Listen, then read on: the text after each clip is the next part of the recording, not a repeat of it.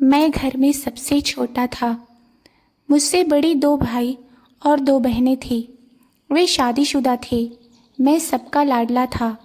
ज़्यादातर ऐसा ही होता था कि मेरे मुंह से बात निकलती ही नहीं, उससे पहले पूरी हो जाती थी। हमारा घर खुशहाल घर था। एक दूसरे का ख्याल रखना, सम्मान देना हमारे घर की परंपरा थी।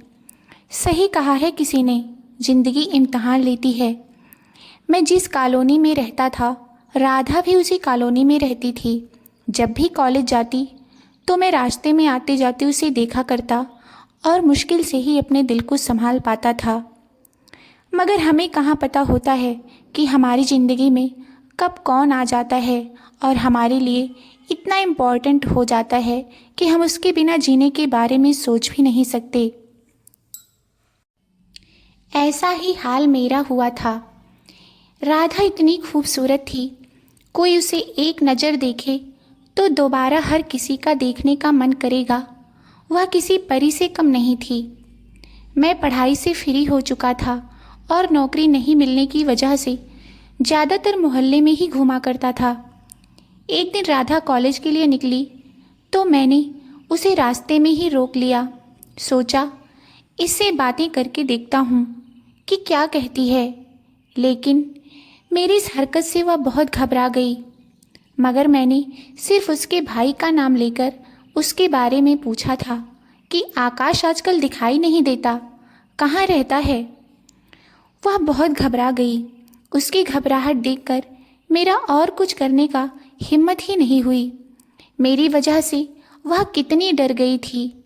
हालांकि उस दिन मेरा पक्का इरादा था कि आज मैं अपनी मोहब्बत का इजहार कर लूँगा। इधर मेरी माँ मुझे नौकरी तलाश करने पर जोर डाल रही थी। उनकी तो एक ही रट थी कि जल्दी नौकरी तलाश करो ताकि तुम्हारी भी शादी कर सकें। लेकिन मैं अभी शादी बिल्कुल नहीं करना चाहता था। मेरे सभी दोस्त कहते थे कि शादी एक बहुत ही बड़ी जिम्मेदारी होती है। इंसान बस पत्नी और अपने बच्चों में फंस कर रह जाता है, फिर उसे दुनियादारी से कोई मतलब नहीं रह जाता। मज़े तो बस शादी के पहले होते हैं, बाद में तो बस सजा होती है। मुझे भी अंदाज़ा था कि शादी के बाद इंसान कितना परेशान रहने लगता है। मैंने खुद देखा था, क्योंकि मेरे दोनों बड़े भाई शादीशुदा थे। वे किस तरह से अपनी पत्नी और अपने बच्चों के बीच फंसे रहते थे।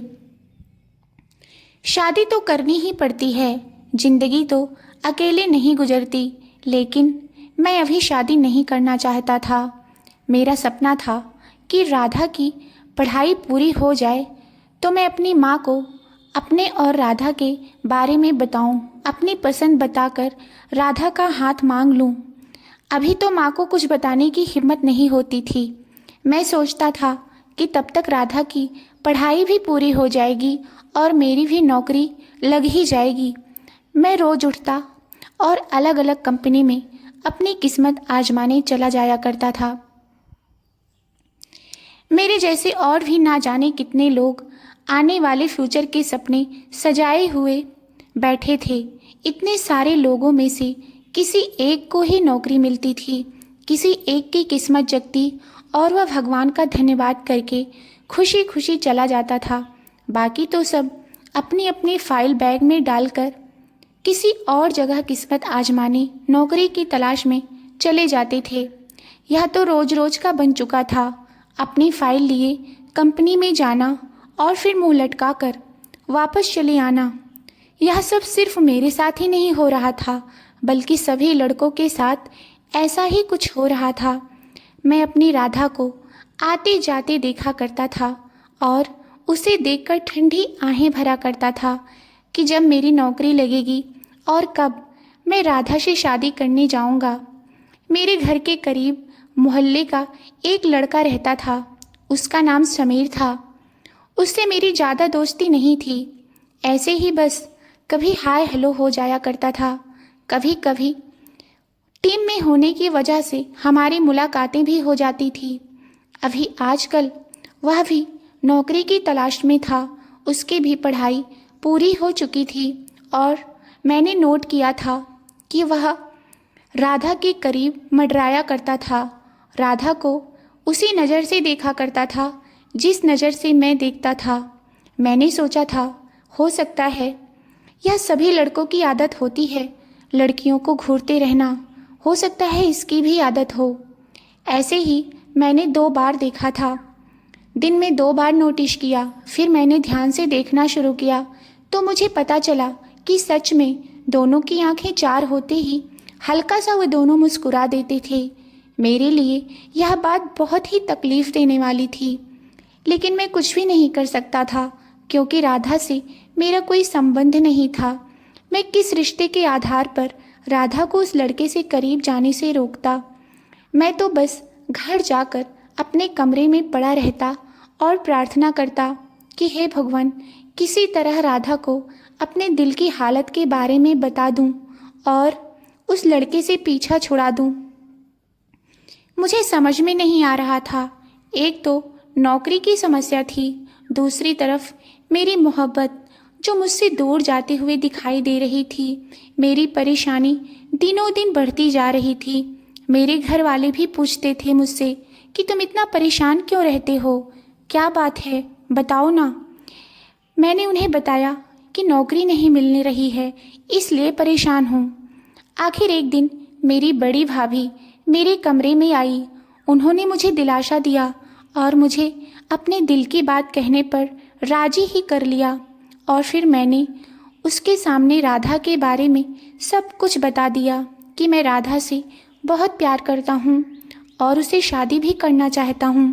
मैंने कहा, मुझे नौकरी नहीं मिल रही, नहीं तो अभी तक राधा को अपने घर ले आता।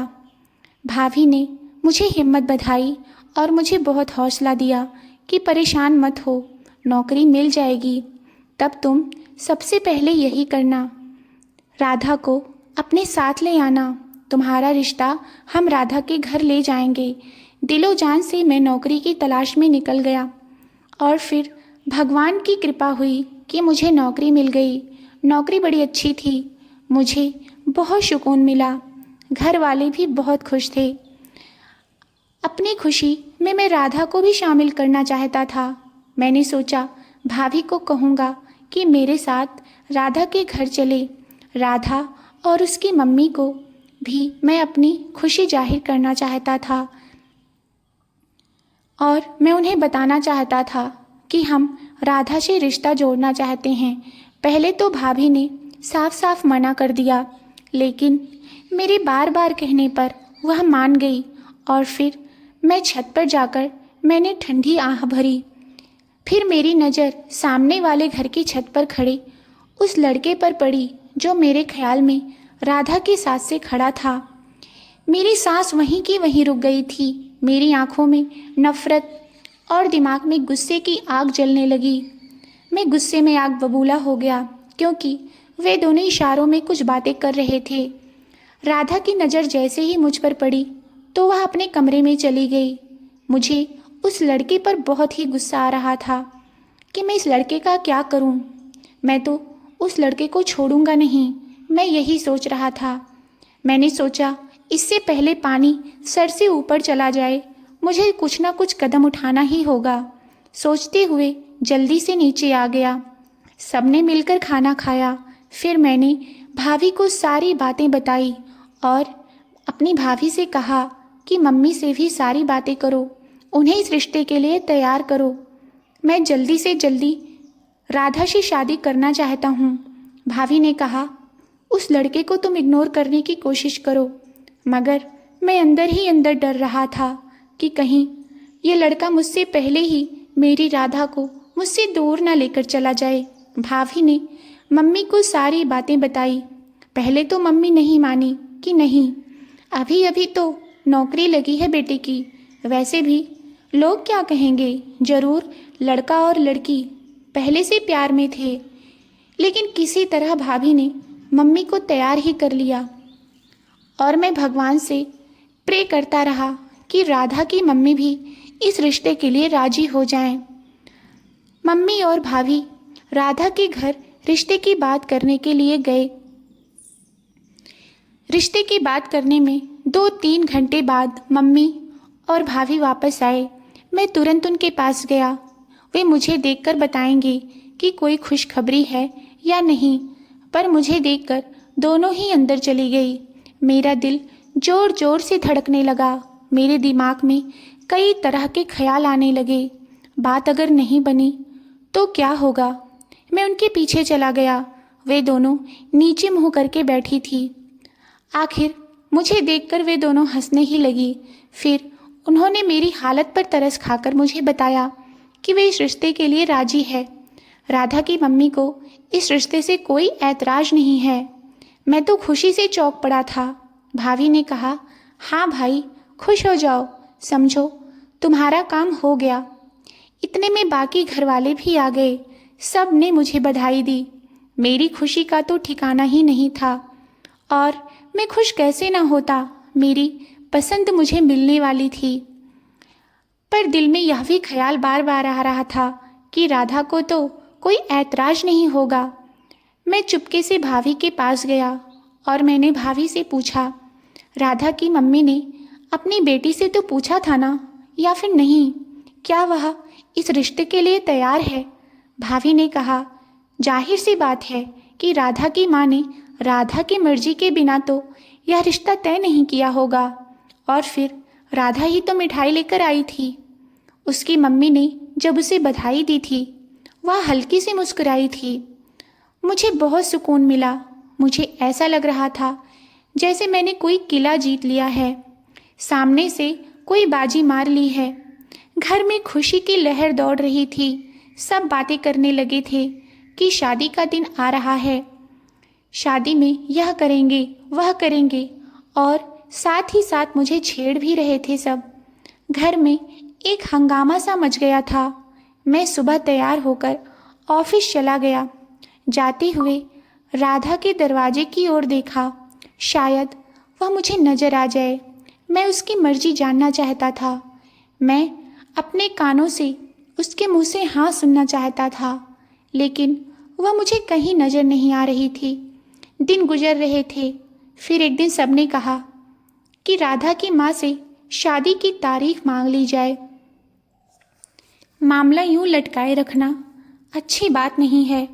सबने फैसला किया कि आज शाम मम्मी और दोनों भाभियां राधा के घर शादी की बात करने के लिए जाएंगे और शादी की तारीख तय करके आएंगे।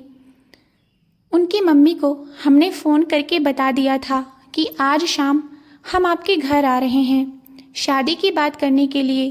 उन्हें कोई ऐतराज़ नहीं था। शाम को मम्मी और दोनों भाभी राधा के घर शादी की बात करने के लिए चले गए। हम सबको इंतज़ार था कि वो वापस आएं और हमें पता चले कि शादी की डेट कब की रखी गई है। फिर हम भी वैसे ही तैयारी शुरू कर दें। मुझे बहुत बेचैनी हो रही थी। 3-4 घंटे बाद मम्मी और भाभियाँ घर वापस आई। हम सब उनके आसपास जमा हो गए और उनसे पूछने लगे कि क्या पता चला, क्या शादी की तारीख तय हुई? तो उन्होंने बताया कि 2 महीने बाद की तारीख तय हुई है। सब ने एक दूसरे को बधाई दी। मैं उस दिन बहुत खुश था। बाकी घर वाले भी सभी बहुत खुश थे। शादी की शॉपिंग की तैयारियां शुरू हो गई थी। अब मैं भी अंदर से सुकून महसूस कर रहा था। मैं अपना पूरा ध्यान अपनी जॉब पर देना चाहता था ताकि शादी तक अपने बॉस का दिल जीत सकूं। उस दिन के बाद से मुझे राधा कभी भी नज़र नहीं आई थी। कोशिश करी थी मैंने, मगर मैं देखने में नाकाम रहा। लेकिन फिर भी उसका नाम तो मेरे नाम के साथ जुड़ ही चुका था। समय गुजरने का पता ही नहीं चल रहा था। शादी की तारीख आ गई। मैं बहुत खुश था। मेरे हाथों में मेहंदी लगाई गई। गाने और मेहंदी खूब रौनक लाई थी। सुबह मुझे दूल्हा बनना था। सारी तैयारियां पूरी हो चुकी थी। आधी रात के बाद पता नहीं कौन सा समय था जब खाना खाने के बाद सब लेटे हुए थे ताकि अगले फंक्शन की तैयारी के लिए फिर से तरोताज़ा हो सकें। मैं सुबह जल्दी उठ गया और बाहर निकल आया। मैंने राधा के घर की तरफ देखा। पता नहीं, वहाँ तो बहुत ही खामोशी थी। 3-4 दिन पहले तो वहाँ भी बड़ी रौनक थी। इतनी खामोशी। मैंने भाभी से कहा, भाभी जाकर पता करिए ना, सब कुछ तो अच्छा है। भाभी ने मना कर दिया। बोली, कुछ देर में तुम्हारी शादी होने वाली है और तुमसे सब्र नहीं हो रहा। लेकिन मैंने भाभी को राधा के घर भेज दिया, उन्हें बहुत मनाकर। थोड़ी देर बाद भाभी के चेहरे पर थोड़ी परेशानी थी। जब वे वापस आई तो उनके चेहरे पर खुशी नहीं थी। मम्मी उनका कंधा पकड़कर पूछ रही थी, क्या हुआ, क्या हुआ बहू, तुम्हारा चेहरा क्यों उतरा हुआ है। मैं भाभी के पास पहुंचा। मैंने कहा, भाभी क्या बात है, सब ठीक तो है ना। वह खामोशी से मेरी तरफ देख रही थी। मम्मी ने उनसे खामोशी का कारण पूछा तो धीरे से बोली, मम्मी जी मैं तो लड़के वालों के घर गई थी। राधा की मम्मी बहुत रो रही थी। घर में सब बहुत परेशान थे। उनकी तरफ देखा। पहले तो मुझे लगा कि बेटी की विदाई में सभी बहुत परेशान हैं। जब मैंने दिलासा दिया तो वे मेरे सामने हाथ जोड़ने लगे। मैंने कहा कि आप क्या कर रही हैं ये, भगवान के लिए कुछ बताइए, आखिर बात क्या है। तो वो बोली, राधा इस शादी से खुश नहीं थी और बोल रही थी कि वह शादी नहीं करना चाहती है। उसके पापा ने उसे समझाया था कि अभी नहीं तो जब भी करनी है, करनी तो है ना, और रिश्ता अच्छा है, देखे भले लोग हैं तो फिर शादी करने में क्या दिक्कत है। वह बड़ा खामोश हो गई थी। हमने सोचा शायद शादी के लिए खुद को तैयार कर लेगी, लेकिन पता नहीं कल रात से जाने कहाँ चली गई। हमारे मुंह में कालिख लगाकर पता नहीं कहाँ चली गई। आप लोग हमें माफ़ कर दीजिए। भाभी के मुंह से इतना सुनते ही मेरी मम्मी गिर पड़ी और मेरे तो पैर के नीचे से ज़मीन निकल चुकी थी। जिस घर में थोड़ी देर पहले खुशियाँ ही खुशियाँ नाच रही थी, वहाँ अब सभी लोग गम मनाने लगे थे। मैं अपने कमरे में आकर अपना सिर पकड़कर बैठ गया। आखिर उसने मेरे साथ ऐसा क्यों किया। पहले ही सब कुछ बता देती, मना कर देती कि वह इस शादी से खुश नहीं है। अब क्या होगा। सारे मेहमान आ चुके थे, पंडित जी तैयार बैठे थे, यार दोस्त सब आ गए थे। कुछ देर बाद मेरी मम्मी मेरे कमरे में आई। मैं खड़ा हो गया। मम्मी ने मुझे अपने पास बिठाया और बोली, बेटा जो भगवान की मर्जी होती है होता वही है, उनके बगैर तो एक पत्ता भी नहीं हिलता। राधा तुम्हारी किस्मत में ही नहीं थी। मम्मी ने मुझे बहुत हौसला दिया, पर मम्मी ने जो समस्या का समाधान बताया उसे सुनकर मेरा तो सर ही घूम गया। मेरी आंखों के सामने अंधेरा छाने लगा। मम्मी ने कहा, देखो बेटा सब मेहमान आ चुके हैं, अगर अब शादी नहीं हुई तो तमाशा बन जाएगा, हमारी इज्जत सरेआम चली जाएगी। और अपने घर की इज्जत बचाने का एक ही तरीका है कि तुम मेरी सहेली की बेटी रिया से शादी कर लो। सबका मुंह बंद करने का बस एक ही रास्ता है, इसके अलावा कुछ नहीं हो सकता। लोगों के सामने या तो अपनी माँ का तमाशा बनवा लो या मेरी बताई हुई लड़की से शादी कर लो तुम। लेकिन मम्मी वह तो अभी बहुत छोटी है और मैं अभी शादी नहीं करना चाहता हूँ, मुझे थोड़ा टाइम दो मम्मी। मैंने बिनती भरे शब्दों में माँ से कहा। किस बात का टाइम, तुम्हारी पसंद पर हम सब ने सिर झुका दिया था। तुम्हारे कहने पर उसके घर रिश्ता लेकर गए थे, तुम्हारी पसंद पर कोई ऐतराज नहीं किया था हमने। अब अगर भगवान कोई मंजूर नहीं तो भलाई इसी में है कि तुम भी खामोशी से भगवान की मर्जी पर अपना सिर झुका दो और मेरी बात मान लो और उसी लड़की से शादी कर लो जो हमने तुम्हारे लिए चुनी है। मेरी बात मान लो न। लेकिन जब उस लड़की ने अपनी माँ बाप की इज्जत का ख्याल नहीं किया तो अब उसके बारे में सोचना बेवकूफ़ी है। जो अपने सगे माँ बाप की नहीं हो सकी वह किसी और की क्या होगी। बस अब मुझे और ज़्यादा परेशान मत करो। मैंने तुम्हारे भाइयों से बोल दिया है, वे होटल में इंतज़ाम करने चले गए हैं। अब अगर तुमने मना किया तो मेरा मरा हुआ मुंह देखोगे।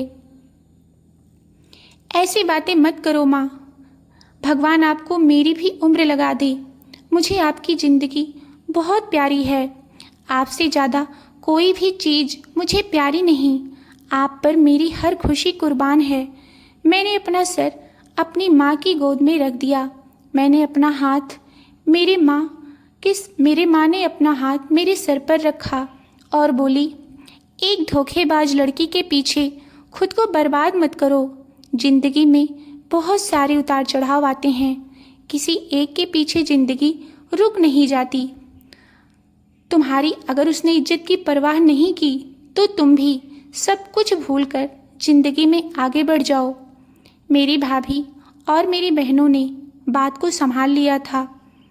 बुझे हुए चेहरे के साथ और भारी कदमों के साथ मैं गाड़ी तक पहुंचा। मुझे इस शादी में कोई दिलचस्पी नहीं थी। बस मेरी माँ को दिया हुआ वादा मुझे निभाना था। मुझे इतना गम था कि मुझे पता ही नहीं चल पाया कब दूल्हा बना मैं, कब मेरी शादी हुई और कब मैं दुल्हन लेकर वापस आ गया। मुझे यह सब एक बुरा सपना लग रहा था। रस्में निभाई गई, या कहो लोगों का मुंह बंद रखने के लिए, या फिर यूं कहें अपनी इज्जत बचाने के लिए मजबूरी में यह शादी हुई। सब मेरी हालत को अच्छी तरह से समझ रहे थे। जिस इंसान की होने वाली पत्नी घर से भाग जाएगी, उसकी जो बेइज्जती होगी वह शायद ही कोई समझ पाए। ऐसा लगता है कि देखने वाली हर नज़र उस आदमी पर हंस रही हो। मैं सर पकड़कर अपने ख्यालों में बैठा था। उसी पल मुझे अपने कंधे पर किसी के हाथ का स्पर्श महसूस हुआ। मैंने पीछे मुड़कर देखा तो मेरी माँ का हाथ था। माँ ने कहा, बेटा कुछ खा लो। वहाँ भी कुछ नहीं खाया था। मम्मी को मेरी हालत का अंदाज़ा था। उन्हें पता था कि मैं भूखा हूँ। माँ भी भगवान का दिया हुआ क्या अनमोल तोहफा होती है। कुछ कहे बिना ही सब कुछ समझ जाती है। मम्मी ने फिर कहा, उठो बेटा, खाना लगा दिया है। मैंने कहा, मम्मी मुझे भूख नहीं है। लेकिन मम्मी ने ज़बरदस्ती की तो उनकी खातिर मैंने थोड़ा सा खाना खा लिया। भाभी ने कहा, जाओ अब अपने कमरे में। मैंने दया भरी नज़रों से उनकी तरफ देखा कि प्लीज़ अब तो मेरे साथ कोई ज़बरदस्ती मत करो। भाभी ने मुझे समझाया कि बुरी बात है, अब वह तुम्हारी पत्नी है, उसकी जिम्मेदारी उठाना तुम्हारा फ़र्ज है। तुम्हारे लिए भले ही आज की रात अच्छी रात ना हो, बुरी रात हो, लेकिन उसके लिए तो यह एक सपना है। आज की रात के लिए उसने भी ना जाने कितने सपने सजाए होंगे। मैं मरे हुए कदमों से अपने कमरे की तरफ चल दिया। वह कमरा जिसमें रहते हुए एक लंबा समय गुजर गया था। अपने कमरे से मुझे बहुत प्रेम था। अपने कमरे के बगैर मुझे कहीं भी नींद नहीं आती थी। आज वही कमरा मुझे खाए जा रहा था। ऐसे लग रहा था जैसे वह कमरा कोई अंधेरी गुफा हो। वह कमरा मुझे अजनबी सा लग रहा था। उस कमरे में जाने का मेरा बिल्कुल भी दिल नहीं कर रहा था, लेकिन मैं क्या करता, मजबूरन मुझे जाना पड़ा। मैंने कमरे का दरवाज़ा खोला। मेरी नज़र उठाकर देखने की भी हिम्मत नहीं हो रही थी। दबे कदमों के साथ जाकर कुर्सी पर बैठ गया। मुझसे नज़रें नहीं उठाई जा रही थी। सामने मेरे जो दुल्हन बनी बैठी हुई थी, उसे अपनी पत्नी स्वीकार करने के लिए मेरा दिल बिल्कुल भी नहीं मान रहा था। भला मैं उसे अपनी पत्नी कैसे मान लेता। कल तक मेरे ख्याल में कोई और थी, किसी और को लेकर मैंने इतने सपने सजाए थे। आज सब कुछ बदल चुका था। जिसे मैं अपनी पसंद मानता था, जिसके लिए मैं इतना बेसब्र था, वह तो मेरी पत्नी नहीं बनी थी। और जो मेरी पत्नी बनी थी मुझसे उम्र में बहुत ज़्यादा छोटी थी। मैं उसे पत्नी का स्थान कैसे दे सकता था। मैंने जूते उतारे, जूते साइड में रखकर अपनी शेरवानी उतारने लगा और फिर ऐसे ही एक निगाह अपनी दुल्हन की तरफ डाली। लेकिन यह देखकर मैं हैरान रह गया क्योंकि वह सो रही थी।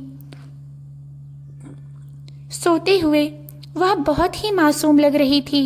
मैं सोचने लगा, जुल्म नहीं तो फिर क्या है? मेरे घर वालों को ऐसा नहीं करना चाहिए था। क्या यह मेरी पत्नी बनकर रह सकती है? क्या मैं इसे पत्नी का स्थान दे सकूंगा? या पत्नी होने का मतलब यह समझ पाएगी? क्या इसे पता चल पाएगा पति होने के क्या क्या हक होते हैं? क्या ये सारे हक पूरा कर पाएगी? हे भगवान, मेरे घर वालों ने यह क्या कर दिया? उस लड़की को देखकर मैं सोच रहा था। मैं एक कदम पीछे की तरफ हट गया ताकि उसकी नींद खराब न हो, और मैं लेट गया। मुझे पता ही नहीं चला कि कब नींद आई और मैं सो गया। ऐसे लग रहा था जैसे अभी आंख लगी, करवट बदली तो मुझे चक्कर सा आ गया। मैं सीधा होकर बैठ गया। मेरी जबरदस्ती की पत्नी मेरे पास बैठी हुई थी, मुझे मुस्कुराकर देख रही थी। मुझे अचानक इस तरह से चौंक कर देखकर हंस पड़ी। अरे आप तो डर गए? मैंने कहा, नहीं, डरना किस बात का? मैंने गला साफ करते हुए आराम से कहा। फिर बात करने लगी। आप रात को बहुत देर से कमरे में आए थे। उसने मेरे हाथ को अपने हाथ में लेते हुए कहा। मैं उसकी इस हरकत से चौंक गया। मेरे माथे पर पसीने की बूंदें चमकने लगी थी। मैं जिसे छोटा और मासूम समझ रहा था, इतनी भी मासूम नहीं थी वह।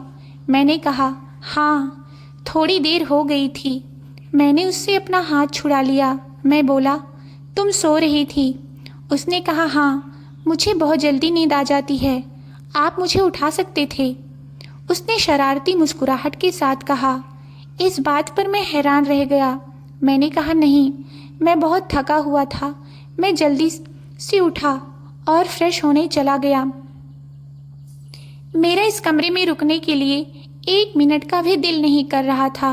मैं जैसे ही तैयार होकर बाहर जाने लगा तो वो बोलने लगी, आप कहाँ जा रहे हैं? मैंने कहा, कहीं नहीं, अभी आता हूँ। टीवी रूम के सोफे पर जाकर मैं बैठ गया और छत को घूरने लगा। मैं सोच रहा था, यह मेरे साथ क्या हो रहा है? घर में अभी सब लोग सो रहे थे और मम्मी अपनी चाय बनाकर अपने कमरे में चली गई।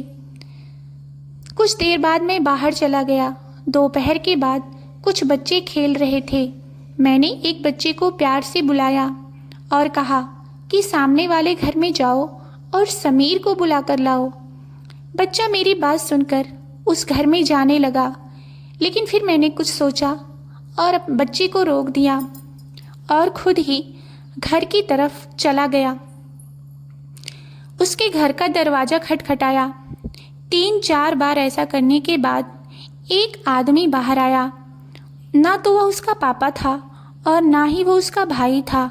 इतना तो पता ही होता है पड़ोस में रहने की वजह से। मैंने कहा, समीर के दफ्तर में काम करता हूँ, कुछ काम था। मैंने देखा आदमी जो कोई भी था, समीर का मामा, चाचा या जो कोई भी था, उसके चेहरे पर घबराहट थी। वह बोला, समीर किसी काम से बाहर गया है। कोई ज़रूरी काम था क्या? मैंने कहा, मुझे ज़रूरी काम था। कब तक आएगा? अभी तो कुछ पता नहीं कि वह कब तक आएगा। इतना बोलकर उसने जल्दबाजी में ही दरवाज़ा जल्दी से बंद कर दिया। लेकिन मैं वहाँ से हटने की बजाय दरवाजे के पास ही खड़ा हुआ था। मुझे अंदर से आवाज़ आ रही थी। कोई कह रहा था कि अब उसके दफ्तर से भी पूछने के लिए लोग आने लगे। कल मोहल्ले वालों को पता चलेगा कि हमारे बेटे का कारनामा क्या है। हम तो किसी को मुंह दिखाने के लायक नहीं रहे। कमबख्त, पहले ही बता देता तो इज्जत से उसका रिश्ता जोड़ देते वहाँ पर। उस लड़की के घर वालों के मुंह पर भी उसने कालिक पोंछ दिया और हमें भी कहीं मुंह दिखाने के लायक नहीं छोड़ा। मैं खड़ा होकर यह सारी बातें सुन रहा था। अब तो मेरा शक यकीन में बदल गया था। वे दोनों एक साथ घर से भागे हुए थे। उसी दिन मुझे समझ जाना चाहिए था कि वे दोनों प्यार करते हैं। जब मैंने उन्हें पहली बार नजरें चार करते हुए देखा था, मुझे उनके मामले में टांग नहीं लड़ानी चाहिए थी। मेरा घर तो ना चाहते हुए भी बस गया था, मगर मेरा दिल तो टूट चुका था ना। मैं वापस घर आ गया। मैं बैठकर सोचने लगा, इसका मतलब दोनों एक दूसरे से मोहब्बत करते थे और मेरे साथ रिश्ता होने पर दोनों ने घर से भाग जाना ही सही समझा। अगर राधा पहले ही अपनी पसंद अपनी माँ या मुझे ही बता देती तो यह सब कुछ ना होता। यह सब मेरी वजह से हुआ है। अगर उनकी मोहब्बत सच्ची होती तो कसम से मैं उनके रास्ते से हट जाता, मगर सच्ची मोहब्बत तो अपनों को कभी दुख नहीं देती। यह तुमने क्या किया? नहीं, इस बारे में मैं सोच रहा था, तभी माँ कमरे में आई और सीधा मेरे पास आकर बोली, क्या हुआ बेटा, सर में दर्द है क्या? मैंने कहा, नहीं मम्मी, मैं ठीक हूँ, दवाई ले लूँगा, और आपकी तबीयत भी तो ठीक नहीं है। फिर मम्मी मेरे सर पर हाथ रखकर चली गई। मैं तो पछतावे की चक्की में पीस रहा था, मगर अब क्या ही हो सकता है। इस जिंदगी को खामोशी से गुजारना था, अपने लिए और अपनों के लिए जीना था। मैं फिर से ऑफिस जाने लगा था, लेकिन अब तक मैंने अपनी पत्नी को हाथ भी नहीं लगाया था। मुझे अंदाज़ा हो गया था कि वह बहुत ही अच्छी और समझदार है। उसकी उम्र कम जरूर है, लेकिन वह बेवकूफ़ नहीं है। उसने मुझे बहुत ही समझदारी के साथ पूरा घर संभाल लिया था। उसके अच्छे व्यवहार से सभी घर वाले बहुत खुश थे और वह मेरा भी बहुत ही ख्याल रखती थी। मेरे साथ हंस हंस कर बातें किया करती थी। वह जब हंसती तो उसके गाल पर डिंपल पड़ता था। खूबसूरती को चार चांद लगा देता था वह डिंपल। उसी मासूम से चेहरे पर डिंपल बहुत ही प्यारा लगता था। मैं देखता ही रह जाता था। मेरे दिल से राधा का निकलता ही जा रहा था। वह मेरे दिल में रिया की मोहब्बत बढ़ने लगी थी। राधा के लिए मेरा प्यार एक तूफान की तरह था जो एकदम से ख़त्म हो गया था, लेकिन रिया के लिए मेरी मोहब्बत शांत बहती हुई नदी की तरह थी जो मेरे दिल में धीरे धीरे बढ़ती ही जा रही थी। यह बहुत ही शरारती थी। जब भी मैं थका और घारा घर आता तो उसकी शरारतें मेरा मूड अच्छा कर देती थी। धीरे धीरे हमारी शादी को 6 महीने गुजर चुके थे, लेकिन अभी तक मैंने रिया को हाथ भी नहीं लगाया था। एक दिन कुछ काम कर रहा था। वो मेरे बराबर बेड पर लेटी हुई थी, लेकिन मैं उसकी नज़रों की तपिश को महसूस कर रहा था। वह मुझे बार बार देखे जा रही थी। मुझे उसकी नज़रों से बहुत उलझन हो रही थी। वह ऐसी बातें कर रही थी कि मुझे हैरानी सी हो रही थी। उसने कहा, कहीं आप वह तो नहीं? मेरा मुंह खुला का खुला रह गया। उसकी बात का मतलब नहीं समझा था, या फिर समझकर भी ना समझी का नाटक कर रहा था। मैंने कहा, तुम क्या कहना चाहती हो? मैं समझा नहीं। उसने फिर कहा, मुझे लगता है कि आप वो हैं। इस बार मुझे गुस्सा आ गया। देखो, मैं एक नॉर्मल इंसान हूँ और मुझसे ऐसी बात करने की हिम्मत कैसी हुई तुम्हारी? इस बात पर वो खिलखिलाकर हंस पड़ी। उस रात मैं रिया पर साबित कर दिया कि मैं नामर्द नहीं हूँ। और उस समय राधा का ख्याल मेरे दिमाग में दूर दूर तक नहीं था। मेरी और रिया की शादीशुदा ज़िंदगी की शुरुआत अब हो चुकी थी और हमारी मोहब्बत बढ़ती जा रही थी। कभी कभी तो मुझे खुद पर हैरत होती कि भला वह क्या था जो मैं महसूस करता था राधा के लिए, क्योंकि अब तो मेरे दिल में राधा का कहीं कोई नाम ही नहीं था। कुछ समय बाद पता चला कि समीर वापस लौट आया है, लेकिन उसके साथ राधा नहीं आई थी। मुझे पता था कि राधा और समीर साथ में ही गए थे, लेकिन जब समीर आ गया तो राधा क्यों नहीं आई? राधा के माता पिता को शायद पता नहीं था कि राधा किसके साथ गई है। लोग तो यही समझ बैठे थे कि उनकी लड़की किसी के साथ घर से भाग गई है और अपनी ज़िंदगी हंसी खुशी गुजार रही होगी। लेकिन समीर को देखकर मुझे राधा के लिए इंसानियत के नाते बड़ी चिंता होने लगी थी। पता नहीं वह कहाँ कहाँ धक्के खा रही होगी, लेकिन जो कुछ उसके नसीब में था उसने उसे अपने हाथों से ही लिखा था। उसमें कोई क्या कर सकता है?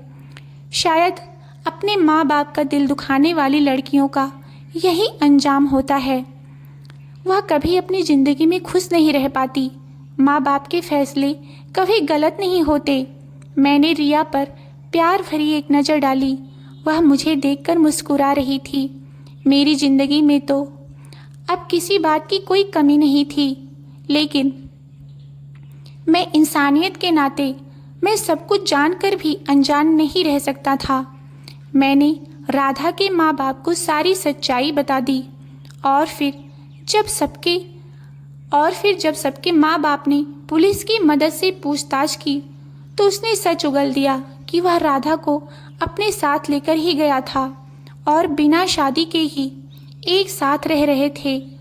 वे दोनों 2 महीने तक एक साथ रहे।